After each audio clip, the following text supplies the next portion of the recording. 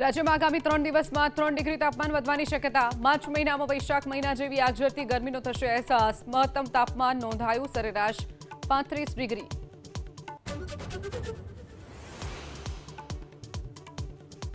અમરેલીમાં Rajula railway station પાસે પંચરની દુકાનમાં આગ લાગતા નાસભાગ। આગે લીધું વિકરાળ સ્વરૂપ। નગરપાલિકાની ટીમે પાણીનો મારો ચલાવી આગ પર મેળવ્યો કાબુ। શોર્ટ સર્કિટને કારણે આગ લાગી હોવાનું અનુમાન।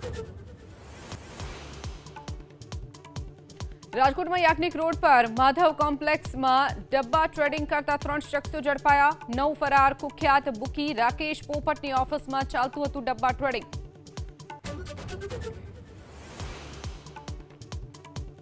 દિલ્હી વિધાનસભામાં આજે ઉજવાશે હોળી મહોત્સવ। બપોરે 12 વાગે વિધાનસભા પરિસરમાં રમાશે હોળી। દેશભરમાં થયું હોલિકા દહન। કાલે રમાશે ધૂળેટી।